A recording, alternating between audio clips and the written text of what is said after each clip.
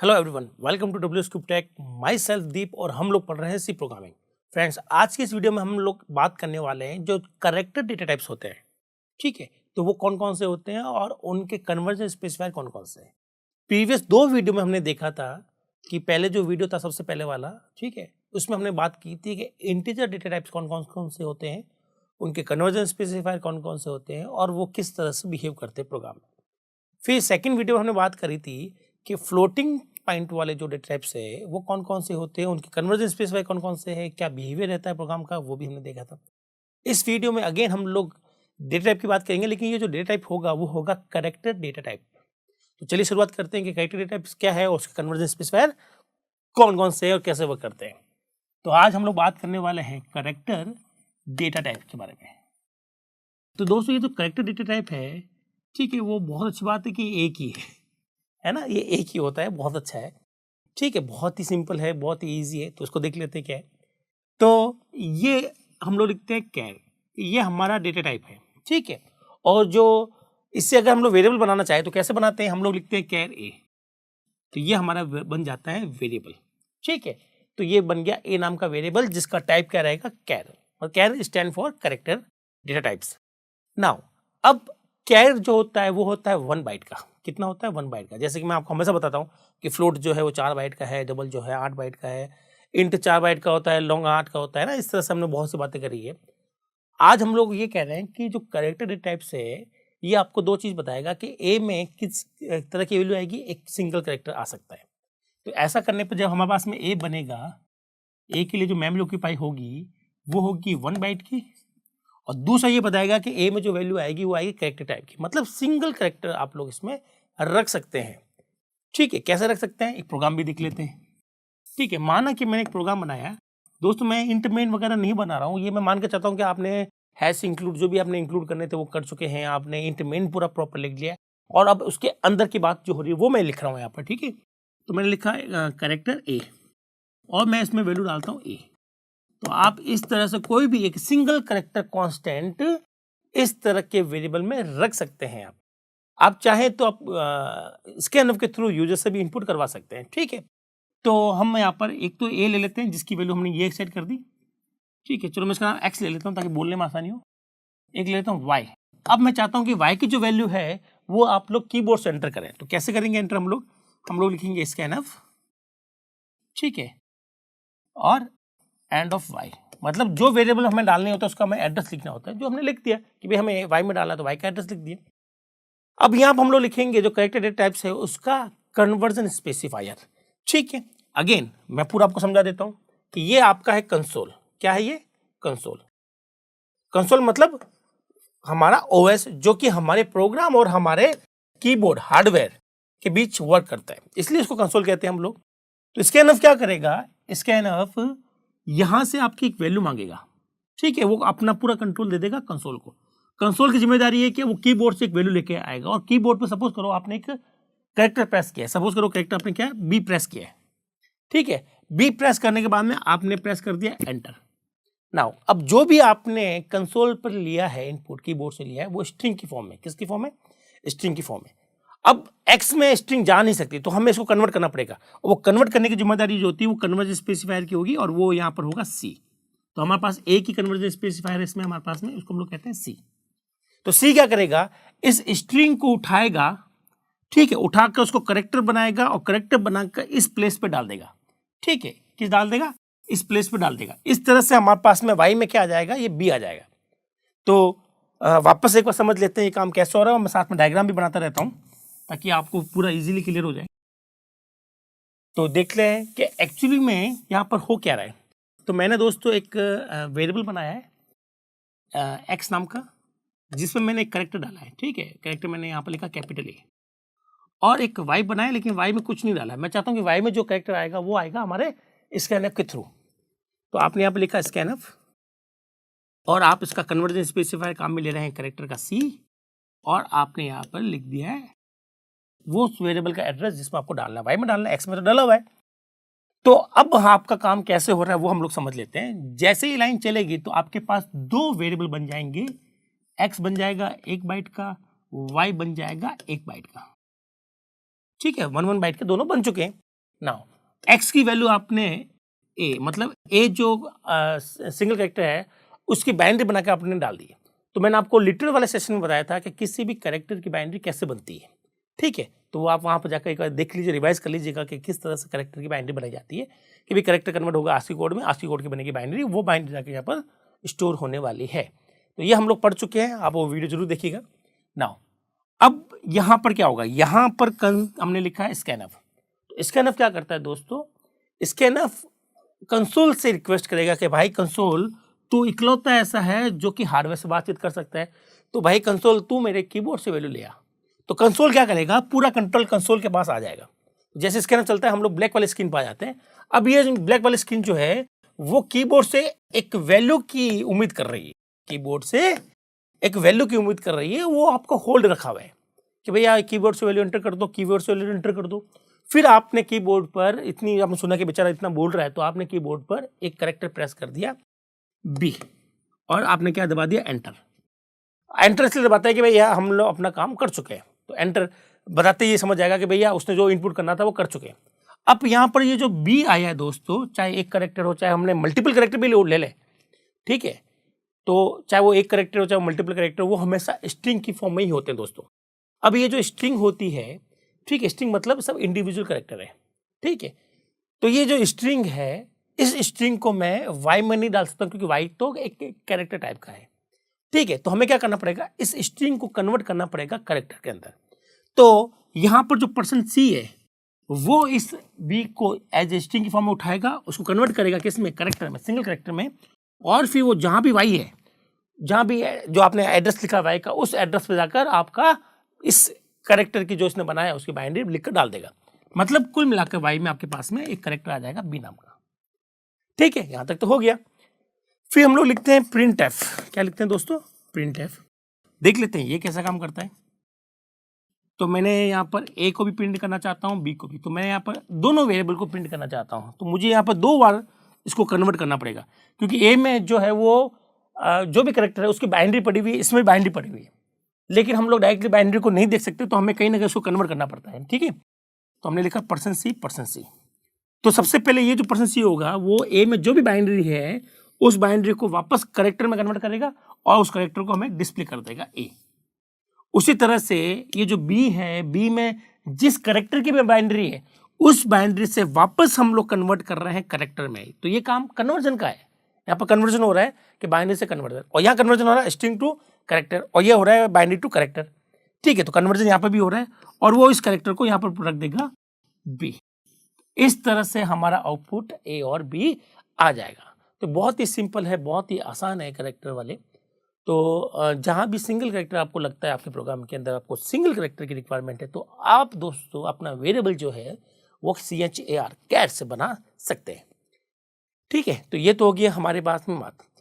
अब इसमें और क्या होता है, तो मैं दोस्तों आपको बता देता हूँ कि अगर आपको थोड़ा सा आइडिया है कि कैरेक्टर जो है उसकी बाइनरी कैसे बनती है, तो आप इस पर एक अच्छा प्रोग्राम डिजाइन कर सकते हो with the help of %c और कैर डेटा टाइप्स। कैसे, चलिए वो देख लेते हैं। तो दोस्तों मैं क्या करता हूँ, मैं आपको बताता हूँ कि कैरेक्टर कैसे स्टोर होते हैं, ठीक है। तो आप एक पहले स्टोर करना मैं थोड़ा सा रिवाइज कर देता हूँ। लिटरल वाले सेक्शन में इसको हमने बहुत अच्छे से किया था, आप उस वीडियो को जरूर देखिए। मैं आपकी रिवाइज के लिए वापस कर रहा हूँ। दोस्तों कोई भी सिंगल कैरेक्टर वो होते हैं जो हम सिंगल कोट्स के अंदर लिखते हैं, और सिंगल कोट्स के अंदर हम केवल एक कैरेक्टर ही लिखते हैं दोस्तों। तो आपको यहाँ पर जो भी कैरेक्टर समझ में आ रहा है, कैरेक्टर कौन कौन से हो सकते हैं मैं वो आपको वही बता देता हूँ। कैरेक्टर जो है सी में, ठीक है, कैरेक्टर हो सकते हैं अल्फाबेट्स, ठीक है, अल्फाबेट्स हो सकते हैं, मतलब स्मॉल कैपिटल जो भी आपको पसंद हो, अल्फाबेट ले सकते हैं, नंबर ले सकते हैं हम लोग, और सिंबल ले सकते हैं। तो जो भी आपको अल्फाबेट, नंबर या सिंबल किसी एक की मैं बात करूं तो वो होता है सिंगल कैरेक्टर, जिसको हम लोग सी के अंदर सिंगल कोट्स के अंदर लिखते हैं। तो ये भी कैरेक्टर कांस्टेंट हुआ दोस्तों, ये भी कैरेक्टर कांस्टेंट हुआ, और ये भी कैरेक्टर कांस्टेंट हुआ, ठीक है। तो मैंने आपको यहाँ पर 3 एग्जांपल दे दिए, ये कैरेक्टर कांस्टेंट है, ठीक है। चलिए अब ये जो कैरेक्टर कांस्टेंट है, ठीक है, तो ये जब स्टोर होते हैं तो जाहिर सी बात है कि इनकी बाइनरी बनेगी, ठीक है। तो मैं इसकी बाइनरी आपको बताता हूँ। चलिए अब अगर मान लो कि सी को उसको स्टोर करना पड़ रहा है, किसी वेरिएबल में डालना पड़ रहा है, तो उसकी बाइनरी कैसे बनेगी वो आपको पता होना चाहिए। तो दोस्तों आपने जो भी लिखा उसकी बाइनरी कैसे बनाएंगे, तो कंप्यूटर साइंस में आप किसी की भी बाइनरी नहीं बना सकते सिवाय एक चीज को छोड़कर, ठीक है। मतलब आप सिर्फ नंबर से ही बाइनरी बना सकते हो, आप किसी भी सिंबल से या अल्फाबेट से बाइनरी नहीं बना सकते। मतलब ये एक सिंबल दे रखा है, इसकी बाइनरी क्या होगी आपको नहीं पता। तो एक्चुअली में कंप्यूटर बाइनरी जो निकालने का कॉन्सेप्ट है वो एक नंबर से होता है। आप कहीं भी एक नंबर दीजिए, उसकी आपकी बाइनरी निकल जाएगी, ठीक है। बट यहाँ पर तो हमने सिंबल दे दिया, तो क्या होगा, तो यहाँ तो बाइनरी बन नहीं पाएगी। इसके लिए हमारे पास में एक ऑर्गेनाइजेशन है ANSI, American national standard institute. उस ऑर्गेनाइजेशन ने एक बहुत अच्छा मेथड दिया, जिस मेथड को हम लोग कहते हैं ASCII method, ASCII, American standard code for information interchange, ASCII method. ये ASCII मेथड क्या बोलता है, ये कहता है कि जितने भी करैक्टर है भैया सी में या CPP में या किसी भी लैंग्वेज में, हर करैक्टर के पीछे एक नंबर छुपा हुआ होगा, जिसको हम लोग ASCII कोड कहते हैं। क्या कहते हैं, ASCII कोड। जैसे कि @ इसके पीछे जो ASCII कोड है वो फिक्स है दोस्तों, वो मैंने डिसाइड नहीं किया है, वो ASCII वालों ने, मतलब ANSI वालों ने डिसाइड करके दे दिया कि भाई ASCII टेबल के अंदर आपके पास जो @ है उसका ASCII जो कोड है वो 64 है, ठीक है। ये हमारे हाथ में नहीं होता है कि हम वो कोड को चेंज कर सकते हैं या फिर कुछ और कर सकते हैं, ऐसा कोई रूल नहीं है। यहाँ पर ये जो पूरा का पूरा जो मेथड है कि हर कैरेक्टर के पीछे जो कोड होगा वो ऑलरेडी फाइनल होता है, वो हमारे सिस्टम में भी होता है, हमारे C में भी होता है और किसी भी लैंग्वेज में भी होता है। तो किसी भी कैरेक्टर के पास में एक कोड होगा जिसको हम लोग ASCII कोड कहते हैं। फॉर एग्जाम्पल @ के पीछे होता है 64 और कैपिटल A के पीछे होता है 65, स्मॉल a के पीछे होता है 97। इस तरह से हमारे पास में जितने भी कैरेक्टर है, ठीक है, चाहे कोई भी लैंग्वेज ले लूँ मैं, उनमें हर कैरेक्टर के पीछे कुछ ना कुछ ASCII कोड जरूर होगा दोस्तों। अब ये जो ASCII कोड है, इससे फिर बाइनरी बनाई जाती है। किससे बनाई जाती है बाइनरी, इस ASCII कोड से। तो कैसे बनेगी देख लेते हैं। मान लीजिए @ की बाइनरी आपको बनानी है, तो आप कैसे बनाएंगे, तो पहले @ बाइनरी का आप क्या निकालेंगे, ASCII कोड निकालेंगे, ठीक है। तो आपका ASCII कोड निकल गया भैया 64। अब 64 की बाइनरी बनाएंगे, तो ये एक डेसिमल नंबर है और डेसिमल से हम लोग बाइनरी बनाएंगे। बहुत आसान है बाइनरी बनाना डेसिमल से। तो हम लोग लिखेंगे 1 2 4 8 16 32, ये सब 2 की पावर से दोस्तों, ठीक है। 64 128 256 है ना, ये चलता रहेगा। ये सब 2 की पावर है, ये 2 की पावर 0 है, ये 2 की पावर 1, ये 2 की पावर 2, ये 2 की पावर 3 एंड सो ऑन।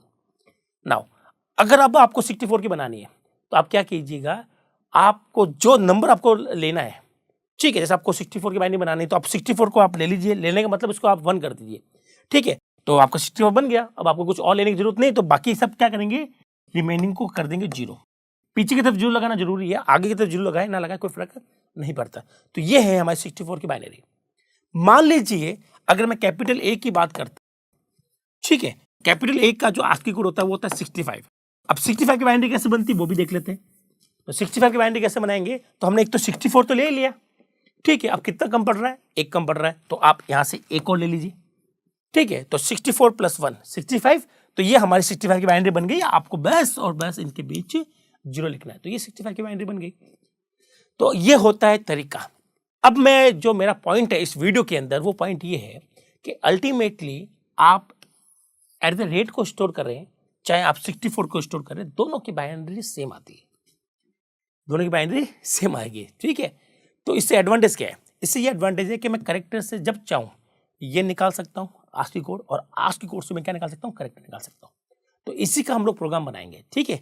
तो ये प्रोग्राम समझाने के लिए तो मैंने आपको इतनी सारी गणित समझाई थी कि मैं चाहता हूँ कि आप यूजर से, मतलब हमारे पास बहुत सारे कैरेक्टर होते हैं दोस्तों, अब इतने कैरेक्टर का कोड कितना है हम लोग याद करना पॉसिबल नहीं है। तो हम लोग क्या कर रहे हैं यहाँ पर, हम लोग करेंगे कि ऐसा प्रोग्राम बनाएंगे जहाँ आप लोग एक कैरेक्टर डालेंगे उसका कोड निकल जाएगा, या एक कोड डालेंगे उसका कैरेक्टर निकल जाएगा। दोनों काम हम लोग कर सकते हैं आसानी से, याद करने की जरूरत नहीं है। और वैसे मैं आपको बता देता हूँ, मुझे भी याद नहीं है, ठीक है। अगर आपने कोशिश करके याद भी कर लिया कि भाई मुझे 128 तो याद करनी, याद कर लिया। जावा में क्या करेंगे दोस्तों, आप जावा में तो हजारों में कैरेक्टर्स होते हैं, 65,000 समथिंग कैरेक्टर है, फिर वहाँ क्या करेंगे हम लोग, वहाँ तो यूनिकोड चलता है, ठीक है, वहाँ तो बहुत ही डेंजरस हो जाएगा। तो इनको याद मत करें, ठीक है। बस समझने के लिए 1-2 को याद कर लिया तो अच्छी बात है, बट आप उनको याद ना करें। अगर आपको कभी भी जरूरत पड़ रही है कि सर मुझे कैरेक्टर से कोड की जरूरत पड़ रही है, कोड से कैरेक्टर की जरूरत पड़ रही है, तो आप छोटा सा प्रोग्राम बनाइएगा और आपको आंसर मिल जाएगा चुटकियों में। चलिए बना के देखते हैं क्या है। पहले मैं क्या करूँगा, पहले मैं एक कैरेक्टर लूँगा यूजर से, ठीक है, और उसका मैं ASCII कोड निकालूंगा, ठीक है। आप समझिए मेरी बात। नाउ अब मैं यहाँ दूसरे प्रोग्राम में क्या करने वाला हूँ, मैं एक ASCII कोड मांगूंगा, ठीक है, और उसको कन्वर्ट कर दूंगा कैरेक्टर में। ये दोनों प्रोग्राम आपको अच्छे से कर लेने हैं ताकि आपको जब जरूरत पड़े तब आप इसको यूज कर सकते हो। ठीक है,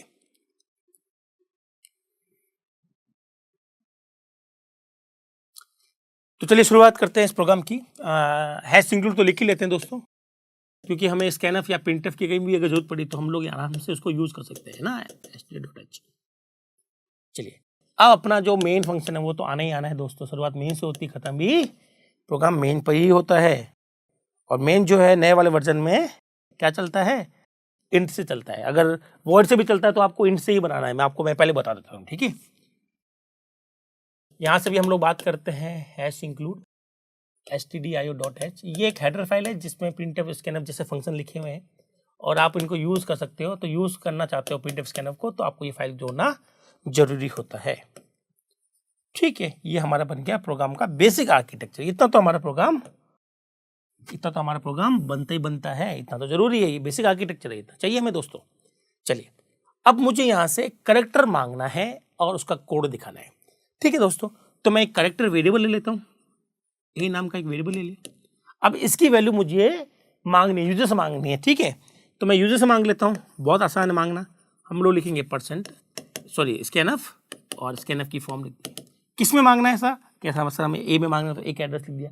क्या मांगना है, कैरेक्टर मांगना है तो %c लिख दिया। ठीक है, तो ये हमारे कीबोर्ड से कैरेक्टर उठाएगा और ए में डाल देगा। ठीक है, अब ए में जो आ गया कैरेक्टर आ गया सा, मतलब ए में क्या है, कैरेक्टर की बाइनरी है। ठीक है, अब मैं उस बाइनरी को मतलब ए की बाइनरी को मैं कन्वर्ट कर रहा हूँ डेसिमल में। किसमें कर रहा हूँ, डेसिमल में। तो यहाँ पर क्या हुआ देखिएगा, मैं यहाँ पर डायग्राम में बना देता हूँ आपको। आपने मान लीजिए यहाँ से स्कैनफ से उठाया है क्या उठाया है, नाम का कैरेक्टर उठाया। तो यहाँ पर क्या होगा, जो होगा उसको आपने कैरेक्टर बनाकर इसमें स्टोर कर दिया। तो क्या होगा, की बाइनरी पहले कैसा बनेगा 64 और इसकी बाइनरी बनी। ठीक है, ये 64 की बाइनरी बन गई और ये जाकर स्टोर हो गई ए में। ठीक है, तो ए में यहाँ पर ये स्टोर हो गया। अब आपने यहाँ पर क्या किया है, ए की जो भी बाइनरी है उसका आपने डेसिमल बनाया। क्या बनाया, डेसिमल। तो मतलब आपने इस बाइनरी से डेसिमल निकाला तो वापस 64 ही निकलेगा। तो आपका क्या प्रिंट हो जाएगा, 64। मतलब आपने डाला था निकला क्या 64, मतलब उसका आपने ASCII कोड निकाल दिया। बहुत ही आसान प्रोग्राम है, बहुत ही छोटा प्रोग्राम है। हाँ, अगर आपको चाहिए तो स्कैनफ से अगर आप कैरेक्टर लेना नहीं चाहते कोई बात नहीं, आपको यहीं डिक्लेयर कर दीजिए कैरेक्टर को, वेरिएबल को इनिशियलाइज कर दीजिए, इट्स ओके। बात अभी भी वही रहेगी कि आपने यहाँ से कैरेक्टर उठाया है, कैरेक्टर का ASCII कोड बनाया है, फिर बाइनरी डाल दिए।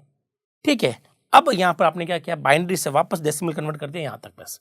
अगर आप क्या होता, अगर मैं यहाँ %c लगाता, उस केस में क्या होता दोस्तों, यहाँ पर जो एक ही बाइनरी है वो कन्वर्ट की जाती है डेसिमल में और डेसिमल को वापस कन्वर्ट किया जाता है कैरेक्टर में। इसका मतलब आपको मिलने वाला था। क्या मिलने वाला था, बट हमें हमारा प्रोग्राम वो नहीं चाहिए था, इसीलिए हमने यहाँ पर क्या लगाया, डी लगाया है। क्या लगाया दोस्तों, डी लगाया है।